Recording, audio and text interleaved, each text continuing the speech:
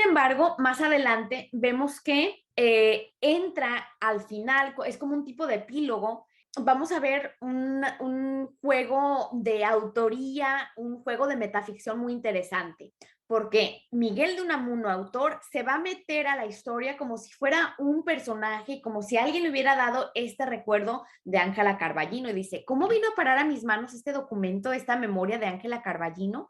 He aquí algo, lector, algo que debo guardar en secreto. Te la doy tal y como a mí me ha llegado, sin más que corregir pocas, muy pocas particularidades de redacción, que se parece mucho a otras cosas que yo he escrito. Esto nada prueba contra su objetividad, su originalidad. Y sé yo, además, si no he creado fuera de mí seres reales y efectivos de alma inmortal. Sé yo si aquel Augusto Pérez, el de mi nivo la niebla, no tenía razón al pretender ser más real, más objetivo que yo mismo, que pretendía haberlo inventado. De la realidad de este San Manuel Bueno, mártir, tal como me lo ha revelado su discípula e hija espiritual Ángela Carballino, de esta realidad no se me ocurre dudar.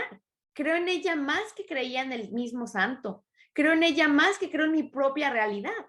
Entonces aquí, como les digo, un juego de metaficción en el cual el autor está diciendo, esta historia es tan real, igual que yo o más que yo. Obviamente es ficción, pero para Unamuno su creación es tan auténtica, tan real, ¿verdad? Que la está defendiendo. Aquí nos está diciendo, alguien a mí me dio esta historia y yo se las estoy dando a ustedes. Y entonces vemos un aspecto muy cervantino. Recuerden que Miguel de Cervantes también hizo algo similar en la historia de Don Quijote, donde se metió como si fuera un personaje a seguir buscando la historia. Luego al final aparece otra vez Cervantes defendiendo a Don Quijote, diciendo Don Quijote nació para mí, yo para él. Entonces vemos una conexión muy íntima entre autor como creador y sus personajes como su creación, ¿verdad? Vemos otro aspecto de la metaficción, la cual es la intertextualidad, que Unamuno está haciendo referencias a sus otras obras, y aquí está citando de Niebla, está hablando de Augusto Pérez, que es el protagonista de Niebla, en el cual esta historia que él escribió, Unamuno se pelea con Augusto Pérez, están debatiendo, están argumentando en esta novela, o Nivola, como él las llamaba a su creación. Recuerden que les hablé de esta información en el otro video sobre qué es una nívola, ¿verdad? Así como llamaba a sus novelas. Entonces, nos pone en cuestión quién es real, quién está creando a quién, ¿verdad? Unamuno está creando a sus personajes o sus personajes lo crean a él, lo cual también Don Quijote y Cervantes tenían esa relación muy íntima, ¿verdad?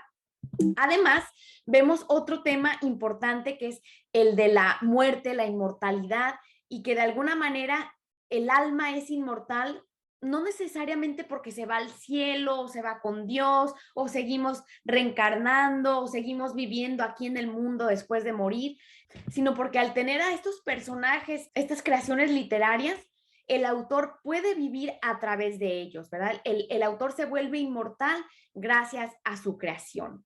Bien, y otro aspecto de la metaficción que observamos en este pasaje es que el autor nos está hablando a nosotros, entonces está, como dicen en inglés, breaking the fourth wall, está rompiendo esa ilusión de que estamos simplemente leyendo una novela, porque ahora el autor habla con nosotros, nos dice, te la doy como ha llegado a mí, te doy este cuento, te doy esta historia, te doy este testimonio como yo lo he recibido. Entonces está creando una relación de intimidad con nosotros, y especialmente al enfatizar que es un secreto, ¿verdad? Entonces ahora nosotros somos cómplices de este secreto de don Manuel, que no creía, que era un suicida a pesar de ser un sacerdote de la Iglesia Católica, ¿verdad? Ahora todos estamos participando en este secreto de don Manuel. Y bien, todo esto es irónico porque de alguna manera Unamuno nos está diciendo que estas historias son más verdaderas, hay que creerlas más que en la propia vida, ¿verdad? Porque obviamente son su creación y reflejan su estado emocional, su forma de pensar, su propia filosofía ante la vida, ¿verdad? Que perdura para siempre a través de esta obra. Sigue diciendo, y ahora antes de cerrar este epílogo, quiero recordarte, lector paciente, el versillo 9 de la epístola del olvidado apóstol San Judas, lo que hace un hombre. donde se nos dice cómo mi celestial patrono, San Miguel Arcángel, Miguel quiere decir quién como Dios y Arcángel archimensajero, disputó con el diablo quiere decir acusador fiscal, por el cuerpo de Moisés y no toleró que se lo llevase al juicio de maldición, sino que le dijo al diablo, el Señor te reprenda. Y el que quiera entender, que entienda. Entonces aquí nuevamente vemos que Unamuno ahora, como se ha metido a la historia como narrador, está dirigiéndose a nosotros, ¿verdad? Nos dice lector paciente y hace referencia esa alusión bíblica y Unamuno está citando del apóstol San Judas. Y fíjense, nos da sus pensamientos en lo que hace un hombre, o sea, está diciendo, pobrecito Judas, porque recuerden que había también el otro Judas que había traicionado a Jesús, entonces por eso dice, este otro Judas que escribió esta epístola ha quedado olvidado por este nombre, este legado del nombre Judas, ¿verdad? Que es como engañador. Y luego aquí nos da el significado de otros nombres y está citando el versículo en la Biblia donde vemos la lucha entre el diablo y Miguel Arcángel por el cuerpo de Moisés. Y Miguel Arcángel no quería que el diablo se lo fuera a llevar al juicio de maldición y Miguel Arcángel regaña al diablo y dice, el Señor te reprenda, y se llevó el cuerpo de Moisés, ¿verdad? Entonces fue como una lucha entre el bien, las fuerzas del bien y el mal, quién tiene control sobre los líderes, ¿verdad? Entonces Unamuno crea este paralelismo, ¿verdad? Está diciendo, a partir de estas definiciones que da, dice, Miguel Arcángel es mi santo patrono, ¿verdad? Entonces, yo también tengo este legado de ser un mensajero. Entonces, está creando este paralelismo con este mensajero y además por esta lucha que hay por el legado de un líder. Miguel Arcángel luchó por quedarse con el cuerpo de Moisés, con ese legado positivo de Moisés, así como Miguel Unamuno, autor, está luchando por dejar este legado de Don Manuel como algo positivo, ¿verdad? Y al final tiene esta advertencia que sabe que se puede meter en problemas y está dando a entender que de alguna manera las autoridades, los acusadores fiscales van a tratar de quitarle esa autoridad sobre el legado de Don Manuel. Y por eso lo deja así como medio ambiguo, ¿verdad? Está cerrando con ambigüedad, ¿verdad? Que es un recurso también que utilizan algunos autores cuando no quieren dejar las cosas muy claras y quieren que el lector se ponga a reflexionar. ¿Qué crítica hay aquí? Pues en realidad está criticando a la iglesia o está criticando a las autoridades que van a querer quedarse con el cuerpo o con el legado, pero él está luchando por rescatar esa historia, así como lo hizo Miguel Arcángel con el diablo por el cuerpo de Moisés.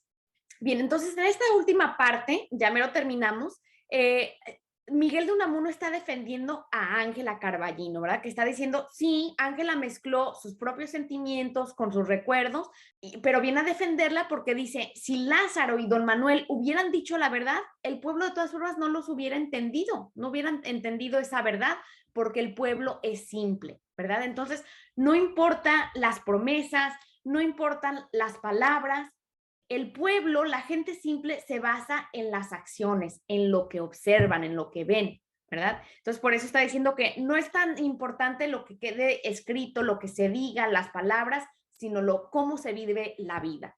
Bien, y en esta última parte donde nos dice, habrían creído a sus obras y no a sus palabras, porque las palabras no sirven para apoyar las obras, sino que las obras se bastan. Y para un pueblo como el de Valverde de Lucerna, no hay más confesión que la conducta. Ni sabe el pueblo qué cosa es fe, ni acaso le importa mucho.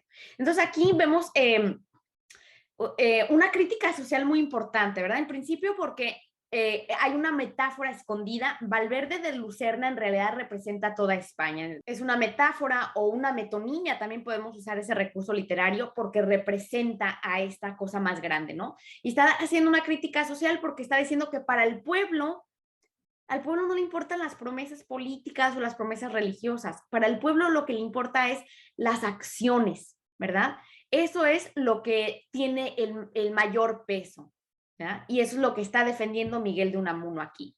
Sigue diciendo, Bien sé que en lo que se cuenta en este relato, si se quiere novelesco, y la novela es la más íntima historia, la más verdadera, por lo que no me explico que haya quien se indigne de que se llame novela al Evangelio, lo que es elevarlo en realidad, sobre un cronicón cualquiera. Bien sé que en lo que se cuenta en este relato no pasa nada, mas espero que sea porque en ello todo se queda, como se quedan los lagos y las montañas y las santas almas sencillas asentadas más allá de la fe y de la desesperación, que en ellos, en los lagos y las montañas, fuera de la historia, en divina novela, se cobijaron. Miren, entonces, en este último párrafo, estamos viendo una analogía, un paralelismo que hace Miguel de Unamuno con los evangelios. Él está diciendo que los evangelios y la novela, se puede decir la misma cosa, ¿verdad? Y vemos un tono así medio burlesco de Unamuno, porque está diciendo, yo sé que algunas personas van a decir que mi relato es una novela, ¿verdad? Lo cual la novela indica como algo ficticio, ¿no? Pero dice, pero una novela está aquí defendiendo, es lo más íntimo. Entonces, los evangelios, que en realidad los evangelios pues son las historias, el testamento que queda de la vida de Jesús, dice, sería un halago, un piropo, un compliment decir que los evangelios de la vida de Jesús son novelas porque es algo íntimo. Entonces está defendiendo este género literario, ¿verdad? Está diciendo que su obra, siendo una novela, es como un evangelio, ¿verdad? Que está dando este testimonio, pero de forma muy íntima. Bien, y termina este último párrafo haciendo esta metáfora en la cual compara la eternidad o una historia que puede ser eterna con la naturaleza. Así como la naturaleza es para siempre, ¿verdad? Que nos habla que los lagos, las montañas se quedan para siempre, también estas historias, ¿verdad? Entonces volvemos a ver esa repetición de los símbolos, la montaña, el lago, lo cual se había asociado con la historia de Don Manuel, ¿verdad? Que queda como este testamento en la naturaleza para siempre. Bien, y termino por último con esta conexión de la generación del 98. Recuerden que es una generación que trata de buscar soluciones y al igual que Antonio Machado en Soledades 2 se han dado muchos caminos, también Unamuno se va al pueblo, ¿verdad? Se va a la gente que es simple y ahí encuentran las verdaderas respuestas, ¿verdad? Es donde pueden encontrar ese descanso, la gente simple, ¿verdad? Como la gente de Valverde de Lucerna.